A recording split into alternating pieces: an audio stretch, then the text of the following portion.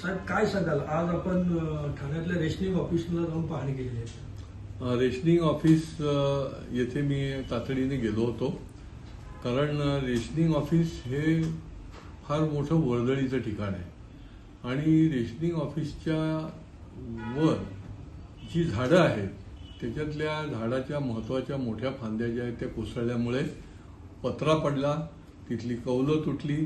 फक्त एवढंच आहे की कुठल्याही प्रकारची मनुष्यहानी किंवा कुठल्याही त्या ठिकाणी येणाऱ्या नागरिकाला किंवा तिथल्या कर्मचाऱ्याला कुठल्याही प्रकारची इजा झाली नाही. तातडीने मी पाहणी केलेली आहे आणि त्या ठिकाणच्या आपल्या महापालिकेचे जे वृक्ष प्राधिकरणचे अधिकारी आहेत त्यांच्याशीही संपर्क करून त्या ठिकाणी त्याची छाटणी जी आहे ती तातडीने सुरू करा.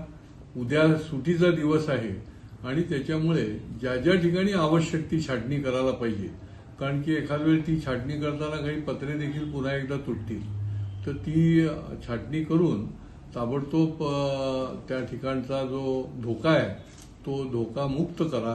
आणि पीडब्ल्यूडीच्याही अधिकाऱ्यांना मी बोलवलं होतं की ते पूर्ण झाल्यानंतर, कारण की आता पत्रे जे आहेत ते मोठ्या प्रमाणामध्ये नुकसान झालंय, काही त्या ठिकाणचं भिंतीचं देखील नुकसान झालेलं आहे, परंतु तातडीने झाडाची छाटणी झाली, फांद्यांची छाटणी झाली की ते करण्याचं नियोजन केलेलं आहे.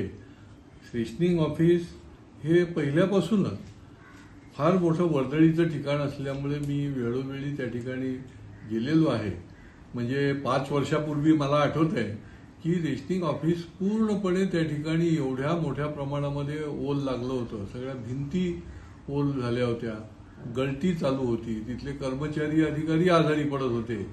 मग आम्ही पीडब्ल्यूडीच्या माध्यमातून त्या ठिकाणी निधीची तरतूद करून ते अतिशय एवढं अपडेट केलं रेशनिंगचं कार्यालय की ते ISO मध्ये महाराष्ट्रामध्ये अव्वल आलं होतं.